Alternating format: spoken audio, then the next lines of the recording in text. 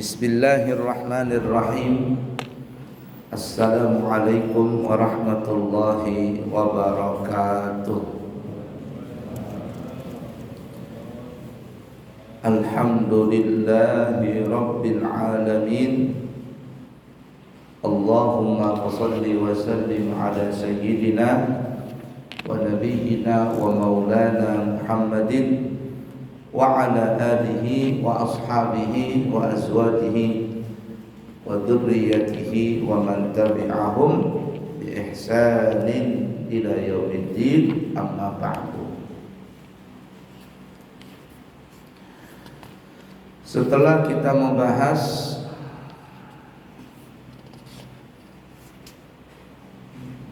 surah yang ke-76, surah Al-Insan atau surah Ad-Dahr, maka kita akan naik kepada surah yang ke-75 yang disebut namanya surah Al-Qiyamah. Surah Al-Qiyamah ini terdiri daripada 40 ayat.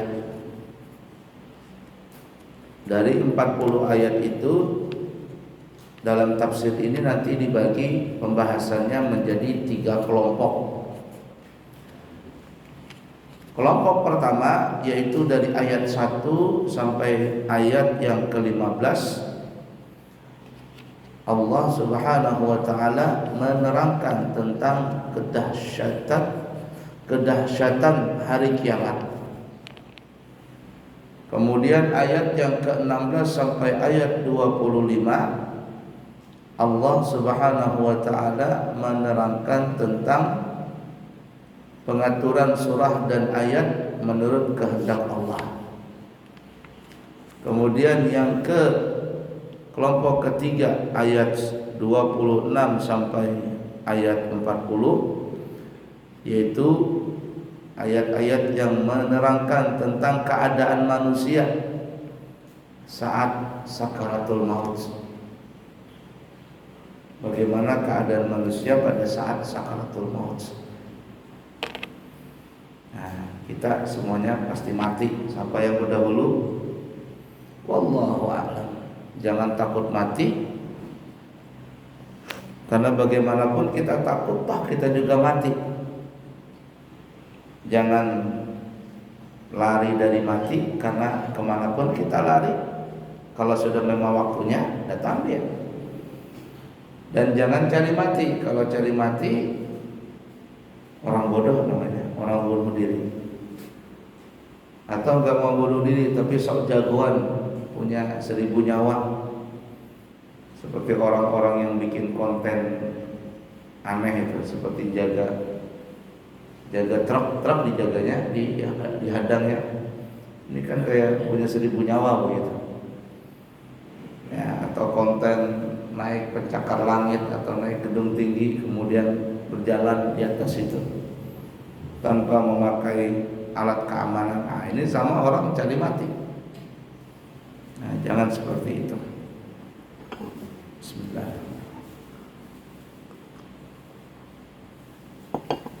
Baik, kita pembukaan dulu ya.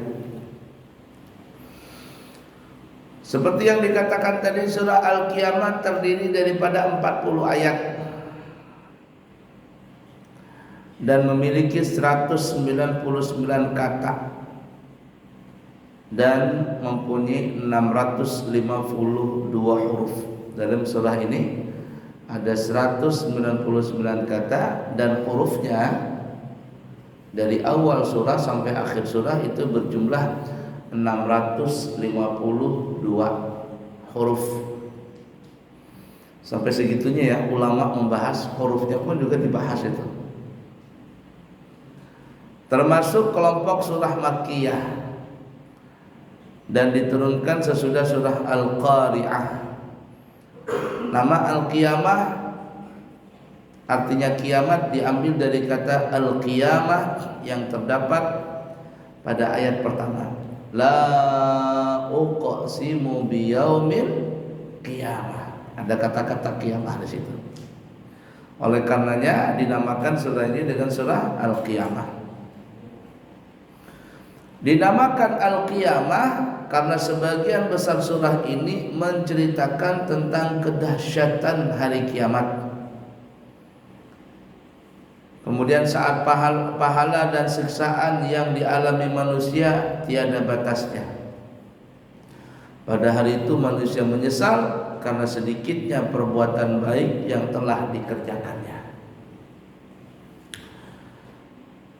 Pokok isi dalam surah ini yang pertama adalah Allah memastikan kedatangan hari kiamat. Kita agama yang benar, jangan kita katakan agama yang paling benar. Kalau ada agama yang paling benar, yang lain benar, tapi kita yang paling benar. Tapi kalau kita katakan agama kita yang benar, yang lain tidak benar. Allah memastikan kedatangan hari kiamat itu disertai gambaran sekitar huru hara yang terjadi pada masa itu. Cuman yang pernah kita terangkan ya, insya Allah orang beriman itu tidak pernah akan melihat dan menyaksikan serta merasakan bagaimana dahsyatnya hari kiamat itu. Insya Allah nggak ada. Kalau kita melihat menurut hadis. Kenapa? Karena sebelum datangnya hari kiamat, setelah timbul matahari di sebelah barat, datanglah angin yang sangat lembut sekali bertiup dari sebelah timur dunia sampai ke barat dunia. Dia akan masuk, angin tadi melewati di bawah ketiak orang-orang beriman. Semua orang beriman yang dalam hatinya masih ada la ilaha illallah Muhammad Rasulullah. Walaupun ibarat kata Islam KTP ya, tapi ada kalimat itu dalam hatinya. Maka pada saat itu semua manusia yang beriman meninggal dunia secara serentak. Nah setelah itu tidak ada lagi orang-orang yang mengatakan Allah, Allah, Allah. Dan disebutkan bahwa tidaklah terjadi kiamat kalau ada orang masih menyebutkan Allah. Tapi jika tidak ada seorang pun di dunia ini menyebutkan Allah, maka disitulah terjadinya hari kiamat. Nah, oleh karenanya ada ulama yang mengatakan bahwa orang-orang beriman insya Allah tidak akan pernah menemui dahsyatnya hari kiamat itu.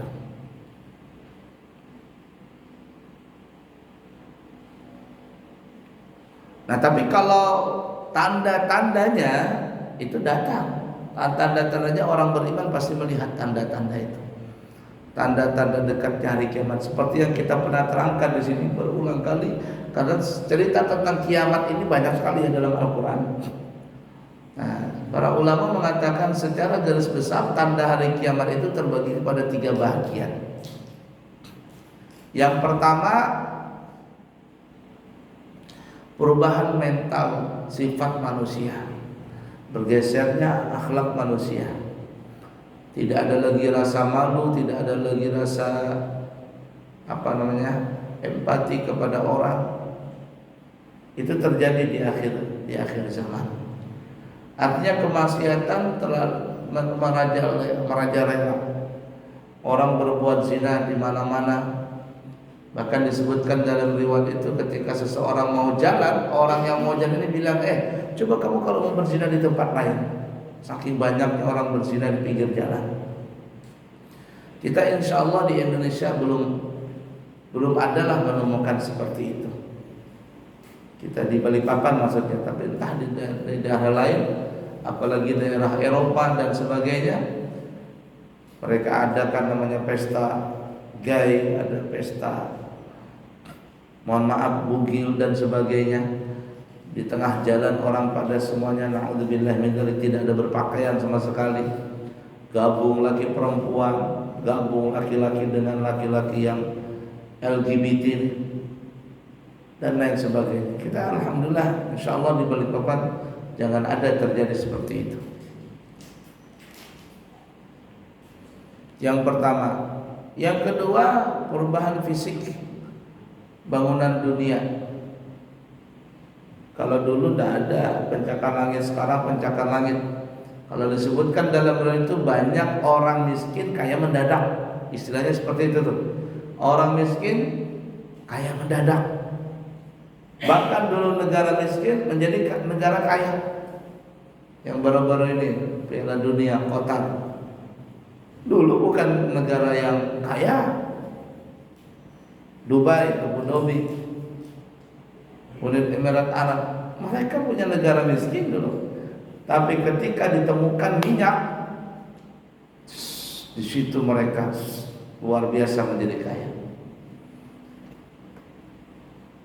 Bahkan anak yang belum lahir pun sudah disediakan rumah itu sama pemerintah. Luar biasa. Orang yang nggak kerja, nggak dapat kerjaan, digaji sana. Nah, pengelolaannya bagus. Mereka dapat sumber alam dan dikelola dengan baik. Kita Indonesia, alam kita sangat luar biasa kayanya. Mengelolanya yang mungkin belum pas lagi. Banyak gedung pencakar langit di akhir zaman seperti itu. Bahkan yang ada sebulan atau 2 bulan yang lalu saya berangkat umrah, pemandunya nih ya, pemandu di tour leader, dia bilang ini di Jeddah ini katanya nanti akan dibangun sama Pangeran Tolal, anak Raja Salman atau siapa apa, Pangeran Tolal, bukan Tolol lah, Tolal ya, Tolal. Pangeran Tolal, dia akan bikin gedung yang lebih tinggi daripada Burj Khalifah yang ada di mana, di Abu Dhabi, Dubai. Dia akan bikin di Jeddah sana. Luar biasa. Gak usah jauh-jauh lah ya, di Ka'bah situ aja. Menara Grand Zamzam. Kalau dulu orang tawaf terpesona dengan keindahan Zamzam, keindahan Ka'bah. Tapi kalau orang yang baru pertama datang ya Ka'bah lihat juga, tapi ketika tahu bukan Ka'bah yang lihat Zamzam terus Grand Zamzam. Luar biasa itu orang zaman sekarang. Nah, kemudian yang ketiga, banyaknya terjadi fenomena alam. Nah, dalam riwayat itu salah satunya adalah min alamatil qiyamah kathratul zalzalah. Tanda dekatnya hari kiamat itu adalah banyaknya terjadi gempa. Gempa banyak. Saya ada baca di mana gitu ya, di media sosial intinya. Itu dalam setahun, kita ini beberapa tahun terakhir, setahun itu ada ribuan kali terjadi gempa di seluruh dunia. Ribuan kali terjadi gempa di seluruh dunia. Tapi ada yang terekspos, ada yang tidak, karena ada gempa skala kecil, ada yang skala sedang dan sebagainya. Dan kita di Indonesia setiap akhir tahun Masehi pasti itu ada terjadi gempa. Dan anehnya di Indonesia ini di akhir tahun pasti ada bencana alam. Mulai dulu di akhir tahun tuh bencana alam, seakan-akan alam itu memprotes, hati-hati malam tahun baru, jangan banyak berbuat maksiat, karena di malam tahun baru itu ibarat kata maksiat itu berjubel banyaknya. Yang berzina sudah, yang selingkuh banyak, mabok-mabokan jangan ditanya lagi sudah, musik semalaman, yang tidak sholat bertumpuk di situ manusia nggak sholat, ngadakan pesta ini, pesta itu dan sebagainya. Berarti aja di akhir tahun. Baru-baru ini kan gempa lagi di mana tuh namanya? Di daerah Jawa Barat. Nah, Cianjur. Hampir tiap tahun itu, hati-hati aja. Alam itu rusak dengan sebab ada 2 kata ulama. Waharal fasadu fil barri wal bahri bima kasabat aydin nasi liyudhiqahum ba'dalladzi 'amilu la'allahum yarji'un.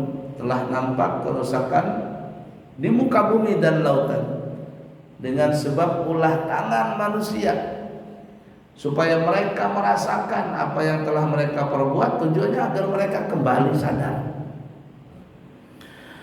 Bima kasabat aydin nas, dengan sebab ulah tangan manusia, kata para ahli tafsir, itu yang disebabkan ulah tangan manusia terbagi menjadi dua bahagian. Yang pertama, kerusakan dengan sebab ulah tangan manusia hissiyah, secara hissiyah, secara kasat mata. Merusak alam, menebang pohon, kemudian tidak ditanam lagi pohon-pohon yang lain, menggali hasil bumi tanpa dikelola, tanpa dibaikin bumi itu, dan masih banyak lagi. Merusak alam secara zahir, secara kasat mata. Jangan salahkan kalau alam itu mengamuk, terjadilah banjir, erupsi, gempa bumi, tanah longsor dan sebagainya, karena manusia sendiri yang merusaknya. Dan parahnya, kalau musibah ini datang, yang kena bukan hanya yang merusak, tapi orang yang baik pun kena. Al-bala idza nazala 'am. Bala itu kalau sudah turun, dia tidak pandang bulu. Mau orang yang baik kena, mau orang yang soleh kena, mau orang yang bejat kena, orang wali pun kena sudah. Bahkan disebutkan dalam riwayat yang lain itu dikatakan ya, dalam riwayat hadis, Allah menurunkan bala dalam satu kampung. Lalu datang malaikat, ya Allah, di situ ada orang yang ahli ibadah. Kata Allah, turunkan bala lebih dulu kepada dia. Turunkan bala kepada orang yang ahli ibadah itu. Bingung malaikat, kenapa ya Allah? Karena dia cuma mementingkan ibadah untuk dirinya. Dia tidak ngajak orang lain, dia tidak mau berdakwah. Kena duluan orang alim tadi. Jadi kena orang alim yang masa bodoh, dia cuma memikirkan dirinya sendiri, kena duluan dia. Yang pertama tadi ya, hissiyah, secara zahir, secara kasat mata merusak alam. Yang kedua, secara ma'nawiyah, secara abstrak, kata orang zaman sekarang. Kotanya boleh megah, gedung pencakar langit, semuanya bagus, teknologinya hebat, tapi maksiat di mana-mana. Itu sama merusak alam. Almarhum Kiai Zainul MZ tuh ceramahnya banyak tersebar tuh di media sosial. Apa dia bilang? Iya, yang mabuk elu, yang zina elu, apalagi itu, yang judi elu. Orang lihat itu. Tapi mabuk, zina, judi itu maksiat, Mas. Kalau dunia ini kebanyakan maksiat, Allah turunkan bala. Yang mati bukan elu saja, monyong katanya. Artinya kan ada monyong itu orang Jakarta kan begitu. Artinya kalau sudah bala itu turun, tidak bisa apa-apa sebenarnya, kena semuanya, kena. Nah makanya jangan sampai merusak alam tadi. Baik secara hissiyah, secara zahir kasat mata, atau ma'nawiyah, secara makna abstrak tadi. Dan yang paling bahaya adalah yang abstrak itu. Sudah banyak Allah sebutkan di dalam Al-Quran, cerita-cerita dulu. Sampai sekarang kotanya maju, negaranya hebat, hancur gara-gara kebanyakan maksiat. Dan yang lebih cepat mengundang bala itu turun adalah kalau maksiat itu dilakukan secara terang-terangan. Itu ngeri. Kalau ada orang bikin maksiat masih malu-malu kucing, artinya sembunyi-sembunyi bikin maksiat, itu mungkin Allah juga ibarat kata nih ya, mohon maaf bahasa saya, Allah juga tarik mundur kalau mau turunkan bala itu. Kenapa? Karena masih ada rasa malu orang itu. Tapi kalau maksiat itu dikerjakan secara terang-terangan, seakan-akan dia ngolok Allah, seakan-akan dia ngejek Allah, seakan-akan dia nantang Allah. Itu yang paling Allah nggak suka, kalau maksiat dikerjakan secara terang-terangan, bahkan menjadi bangga, ulamanya diam, pemerintahnya mendukung, selesai sudah. Ngeri itu.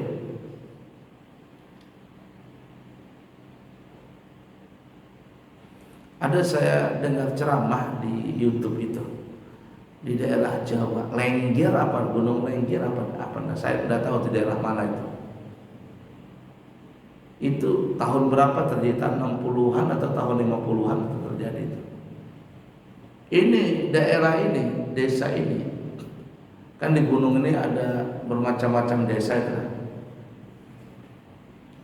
Jadi ada satu tempat daerah situ, apa Lengger atau apa daerah itu banyak di YouTube itu ceritanya. Itu semalam suntuk apa namanya ini, joget apa kalau zaman dulu apa ya? Kalau sekarang apa namanya, joget disco karaokean itu yang lagu Jawa tentang joget apa jaipongan ke apa itu istilahnya. Ayalah itu pokoknya satu malam suntuk itu mabok-mabokan sudah, tuak itu sudah biasa di situ. Tuak itu biasa. Jadi malam itu terjadi kejadian apa namanya, perbuatan itu, musik di mana-mana, sudahnya laki perempuan zina, pokoknya tidak karuan lah desa itu. Tiba-tiba di tengah malam ada bunyi hujan atau apa gitu.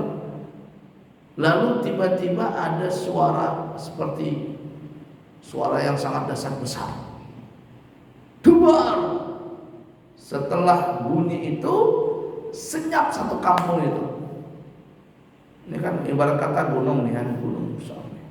Ini ada desa-desa di sini, ada desa ini, desa itu, desa ini, desa itu.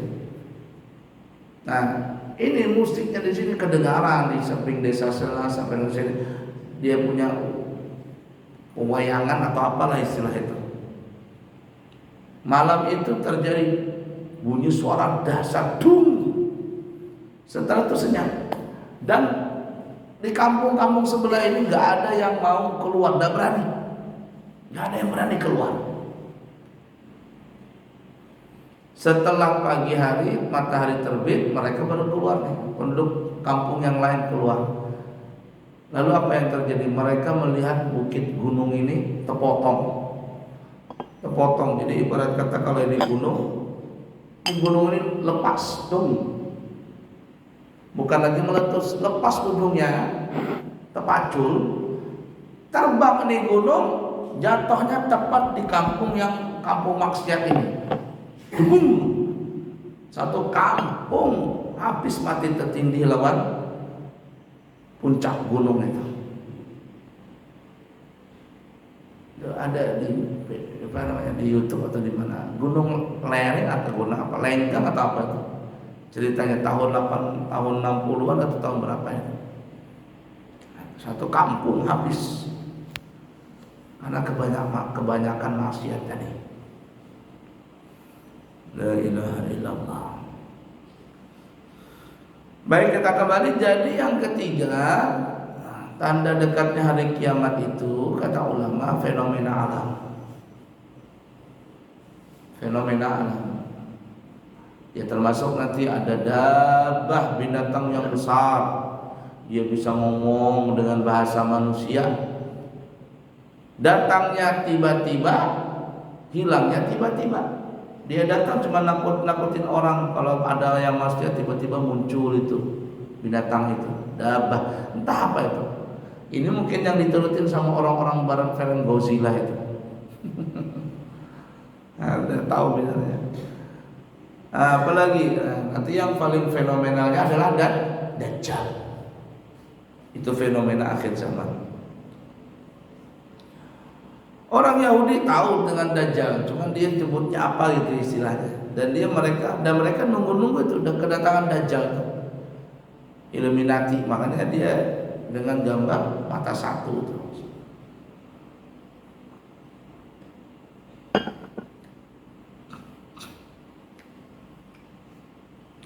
Baik, itu inti sebagian daripada kisah surah Al-Qiyamah. Kita baca langsung ya, pelan-pelan saja. Ikutin semuanya.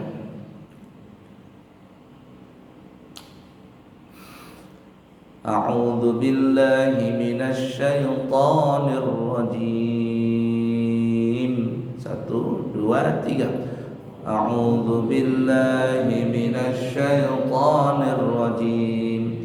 Aku berlindung kepada Allah dari godaan syaitan yang terkutuk. Bismillahirrahmanirrahim. Dengan menyebut nama Allah yang Maha Pengasih lagi Maha Penyayang. La uqsimu biyaumil qiyamah. Panjangannya. Ya. La uqsimu, panjang, maja ismum fasil. La uqsimu biyaumil qiyamah. Aku bersumpah dengan hari kiamat. Allah bersumpah. Kita hambanya bersumpah itu cuma kepada Allah, demi Allah, boleh. Dan kita tidak boleh bersumpah dengan yang lain.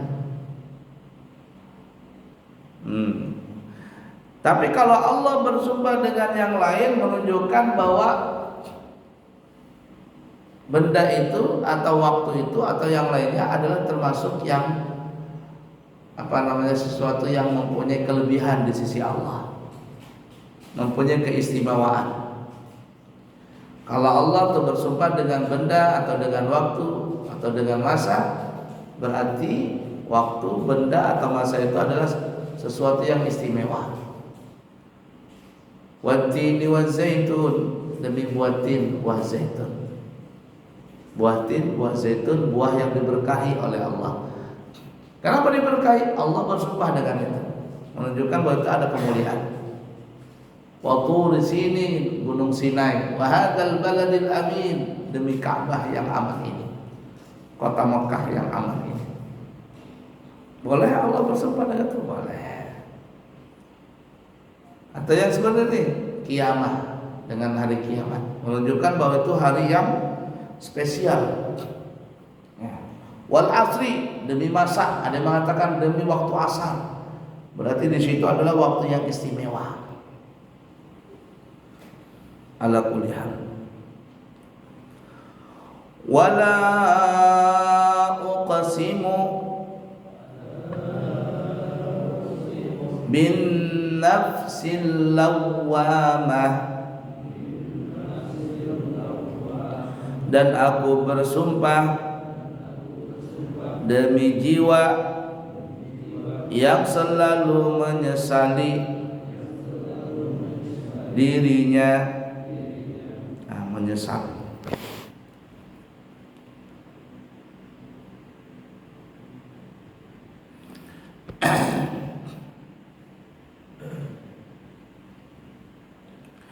Kalimat an-nafsi ini di dalam Al-Quran itu terulang sebanyak 313 kali.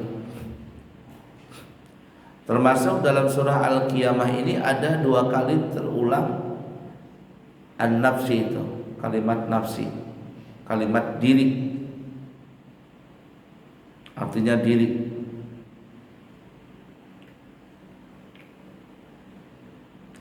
Demi jiwa, diri, ya.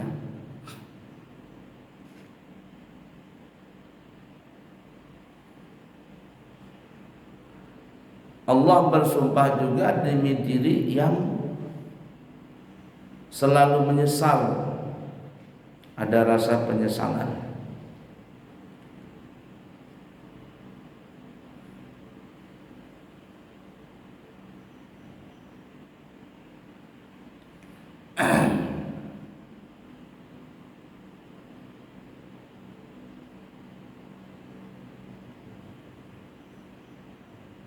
Lawanan daripada sifat lawamah, diri yang menyesal, itu adalah mutmainnah, Ya ayyatuhan nafsul mutmainnah, jiwa yang tenang. Ya, nafsu yang tenang.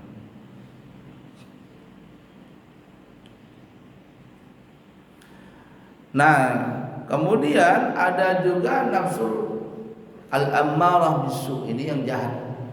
Kalau menyesal dia setelah melakukan baru menyesal. Kalau mutmainnah dari awal sudah tenang. Kemudian ada lagi nafsu yang nggak pernah tenang, nggak ada nggak pernah menyesal, yaitu al-ammarah bisu, nafsu yang selalu mendorong untuk berbuat kejahatan, selalu membangkang, terdorong dengan hawa nafsu itu. Nah, tapi kalau yang lawamah ini menyesal setelah melakukan kemaksiatan baru menyesal. Ya untung-untung masih ada merasa menyesal. Yang repot itu kalau tidak ada menyesal. Al-ammarah bisu, selalu mengikuti hawa nafsu itu yang jahat-jahat.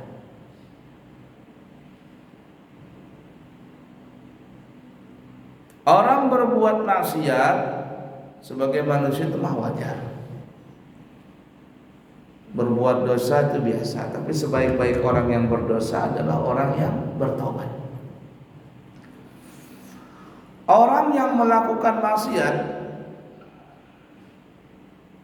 di dalam hatinya itu, kata ulama, orang yang melakukan maksiat itu secara garis besar terbagi dua. Ada orang yang melakukan kemaksiatan karena terdorong hawa nafsu, karena dorongan hawa nafsu, yang istilah kita namanya khilaf katanya. Aduh, saya tidak melakukan ini karena kenapa? Karena khilaf. Tanya polisi, kamu berapa kali mencuri? Yang ketahuan sekali, Pak. Kenapa kamu bisa mencuri? Khilaf, Pak, katanya. Tapi kamu sebelumnya pernah mencuri? Iya, Pak, pernah. Berapa kali? 10 kali, Pak. Nah, itu kalau 10 kali bukan khilaf namanya, kopi sudah itu. Ada orang melakukan maksiat itu karena terdorongan hawa nafsu, ya, karena terdesak dan sebagainya dan seterusnya. Orang yang seperti ini biasanya di dalam hatinya ada rasa penyesalan, alias masih ada harapan untuk bertobat.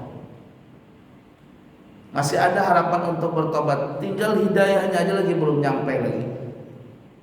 Hidayah belum kena lagi. Itu kalau sudah kena, tik. Kalau dia bertobat, dia lebih hebat daripada orang yang belum pernah melakukan maksiat. Karena biasanya kalau orang yang pernah melakukan maksiat lalu dia bertobat dengan taubatan nasuha, ketika dia sudah tobat, ibadahnya, amalan kebaikannya itu ngelebihin orang-orang yang belum pernah melakukan maksiat. Kenapa? Karena dia ada menyesal karena melakukan kemaksiatan itu di masa-masa yang lalu. Ini yang pertama, ya, orang melakukan maksiat karena dorongan hawa nafsu. Yang kedua, ada orang melakukan kemaksiatan itu karena kesombongan. Sombongan, dan zaman sekarang ini banyak orang melakukan maksiat karena sombong. Bagaimana sombong itu? Bentuknya satu, ketika dia melakukan maksiat itu dia bangga dengan maksiat itu. Dua, dia pamerin tuh maksiat. Tiga, tidak ada rasa penyesalan. Setelah melakukan maksiat itu tidak ada rasa menyesal. Empat, bahkan dia mendukung kemaksiatan itu. Ini tanda-tanda orang yang melakukan maksiat tadi karena kesombongan. Yang kelima, tidak mau terima nasihat.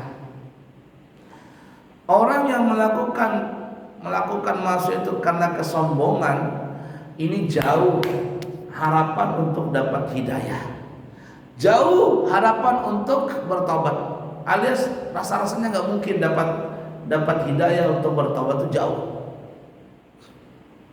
Kenapa? karena dengan sombong tadi dia melakukannya. Tapi kalau karena dorongan hawa nafsu, lihat saja orang yang melakukan kemaksiatan karena dorongan hawa nafsu itu dia menyesal, pasti menyesal.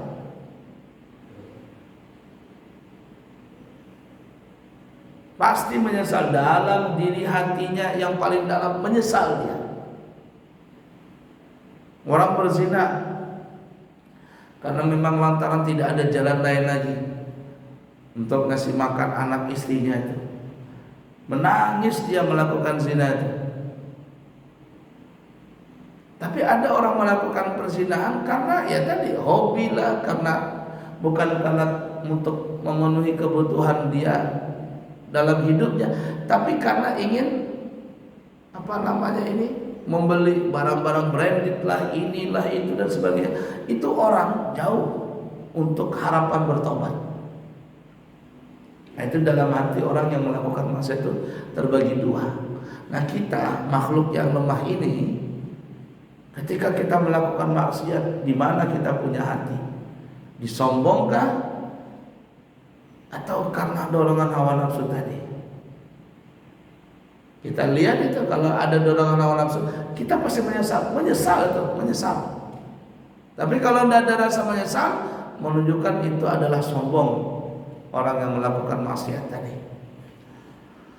Lalu apa ending akhirnya? Nah, kata ulama begini ya, orang yang sombong melakukan maksiat ini tidak pernah akan masuk ke dalam surga Allah, nggak bakalan. Tapi kalau ada orang yang melakukan kemaksiatan karena dorongan hawa nafsu, insya Allah seperti kita katakan tadi, dia akan dapat hidayah untuk bertobat dan dia akan masuk ke dalam surga. Contohnya di mana? Contohnya adalah antara Nabi Adam dengan iblis. Allah melarang Nabi Adam jangan makan buah khuli. Tapi Siti Hawa digoda sama iblis. Makanlah Siti Hawa buah khuli. Ngelihat Siti Hawa makan buah khuli, Nabi Adam ikut-ikutan. Ikut-ikutan. Lalu apa yang terjadi? Dikeluarkanlah Nabi Adam. Lalu Nabi Adam mengatakan, Rabbana zalamna anfusana wa illam taghfir lana wa tarhamna lanakunanna minal khasirin. Belum sempat Nabi Adam dikeluarkan dari surga, Nabi Adam sudah menyesal karena melanggar perintah Allah, melanggar larangan Allah ini. Menyesal Nabi Adam. Dan beliau menerima sanksi yang datang dari Allah, keluarkan dari surga. Tapi kata ulama, karena Nabi Adam ini melakukan tadi itu di dorongan hawa nafsu, Nabi Adam bertobat, maka lihatlah kata ulama, Nabi Adam beserta anak cucunya yang pernah melakukan maksiat seperti halnya yang dilakukan oleh Nabi Adam karena dorongan hawa nafsu, mereka bertobat, semua kembali ke dalam surga. Dan terus terang kita ini ahli maksiat juga, banyak melakukan maksiat kita. Tapi kalau kita melakukan maksiat, maka jangan sampai sombong, tetapi karena dorongan hawa nafsu. Segera bertobat. Kata ulama, walaupun setelah engkau bertobat, hari itu engkau maksiat lagi, lalu cepatlah bertobat. Walaupun sehari sebanyak 100 kali melakukan maksiat, maka jangan berhenti untuk bertobat 100 kali juga. Jangan ditunda-tunda itu taubat tadi. Hari dulu, ya Allah, bertampun ya Allah, nyesal lagi. Tiba-tiba maksiat lagi. Kata ulama, walaupun kau sehari melakukan maksiat 100 kali, maka segeralah untuk bertobat 100 kali itu juga. Apakah kalau ngolok? Iya, mungkin ngolok-ngolok, tapi intinya kamu masih ada taubat. Masih ada rasa ingin taubat tuh ada. Tapi kalau orang yang melakukan maksiat tidak ada rasa menyesal, itu sama seperti halnya iblis. Iblis melakukan maksiat itu karena sombong. Iblis tahu bahwa Allah itu Tuhannya, tahu. Iblis tahu itu perintah Allah, Allah yang nyuruh untuk hormat kepada Nabi Adam, tahu. Iblis tahu surga, iblis tahu neraka, tahu semuanya. Tahu, bahkan dia lebih alim, lebih hebat daripada malaikat, dijadikan pemimpin dari kalangan malaikat waktu itu. Satu aja kesalahan iblis itu, tidak nurut, selesai. Tidak nurut dan dia melanggar itu karena sombong. Khalaqtani min narin wa khalaqtahu min tin. Engkau ya Allah ciptakan aku dari api, Nabi Adam kau ciptakan dia dari tanah. Dia tahu iblis ini, yang menciptakan dia adalah Allah. Yang menciptakan Nabi Adam Allah juga. Cuma dia protes. Kenapa Nabi Adam sih? Kau bukan aku. Dia bilang aku lebih baik daripada Nabi Adam. Karena sombong tadi itulah si iblis tadi melakukan maksiat. Dia bukan melakukan dosa syirik, enggak. Tidak melakukan dosa syirik, tidak melakukan yang aneh-aneh, enggak. Cuma satu aja, itu aja. Lalu apa? Keluar dari surga dan tidak pernah akan masuk ke surga. Begitu juga pengikut-pengikut iblis ini. Kalau ada manusia mengikuti iblis, tidak pernah bakal masuk surga. Nabi Isa itu pernah bermunajat kepada Allah, ya Allah, kalau seandainya iblis itu bertobat, kira-kira masuk surga enggak? Iblis itu bertobat nih, masuk surga enggak?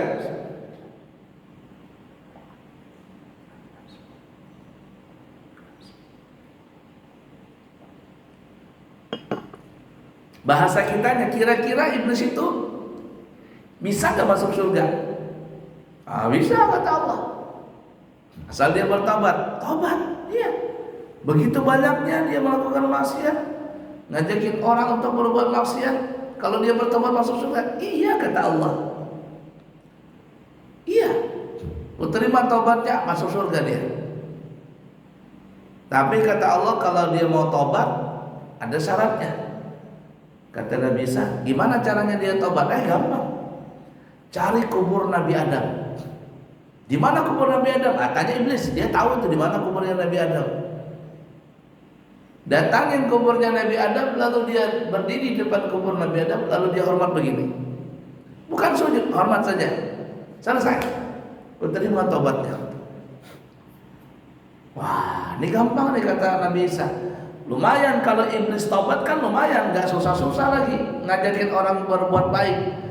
Karena kan musuhnya manusia itu melakukan maksiat dua, hawa nafsu sama setan, ini iblis nih. Kalau satu berkurang lumayan, masih berkurang satu walaupun masih ada hawa nafsu. Tapi kalau iblisnya sudah tidak ada, aman sudah. Lumayan lah. Oh, suatu ketika Nabi Isa ketemu dengan iblis, bless. Ada apa Sa? Ada kabar gembira. Kabar gembira apa?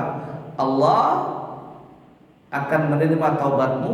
Kalau engkau benar-benar bertobat, Allah terima taubatmu dan kau masuk surga. Beneran? Beneran. Asalkan kamu bertobat. Oh iya kan? Iya. Gimana cara tobatnya? Gampang. Satu aja.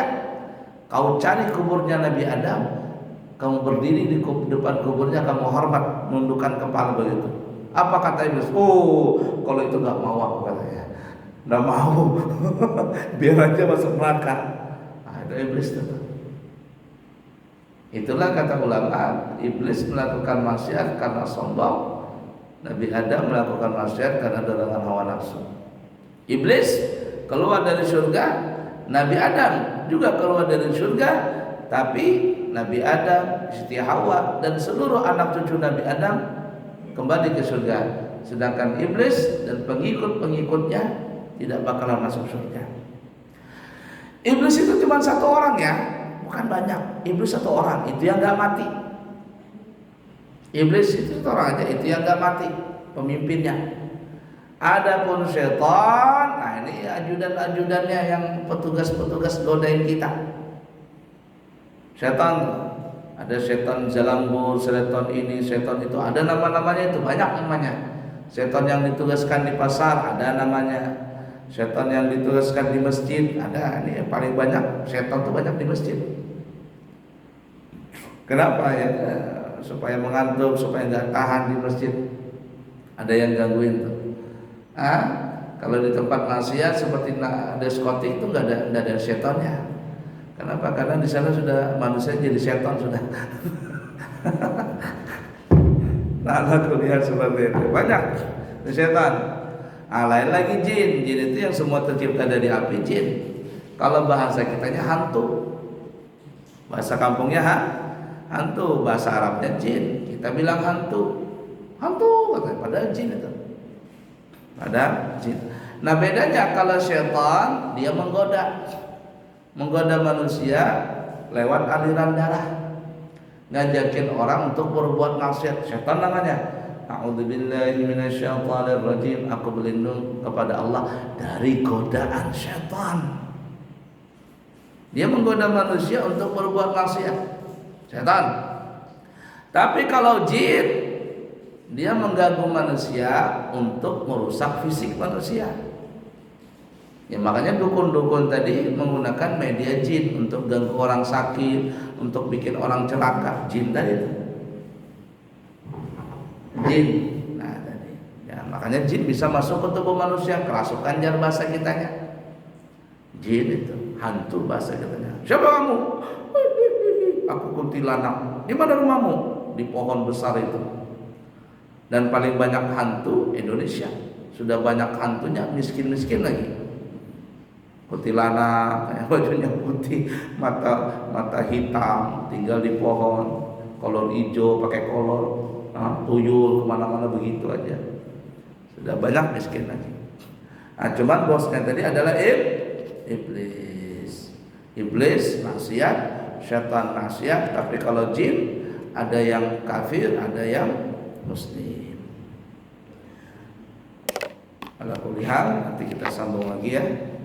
Wala uqsimu bin nafsil lawwamah. Allah bersumpah dengan diri yang menyesal. Wallahu a'lam bishawab. Akan datang saya nggak tahu apakah saya ke Jakarta atau apa nanti, tapi ini kayaknya ke Jakarta. Oh bulan depan masih bisa. Minggu depan maksudnya masih bisa mengajar. Karena nanti Naila itu anak saya tanggal 7 berangkat ke Hadramaut, sekolah di sana. Baik, cukup dulu, semoga ada manfaatnya. Apa yang kita pelajari mudah-mudahan kita bisa mengamalkan dan mengambil hikmahnya. Wassallallahu ala sayyidina Muhammadin wa ala alihi wasallam. Walhamdulillahirabbil alamin. Subhanakallahumma bihamdika asyhadu an la ilaha illa anta astaghfiruka wa atubu ilaik. Wa akhirul kalam. Wassalamualaikum warahmatullahi wabarakatuh. Alhamdulillahirabbil alamin. Allahumma shalli wa sallim ala sayyidina Muhammadin wa ala ali sayyidina Muhammad. Allahumma inna nastaudiuka hadhihi al-ma'lumat ma ta'allamna min ulumiddin farjiha ilaina kullama nahtaj ilaiha waj'alna min al-'amilin bima 'allamtana. Wa sallallahu ala sayyidina wa maulana Muhammadin wa ala alihi washabbihi wasallam walhamdulillahi rabbil alamin. Taqabbalallahu minkum.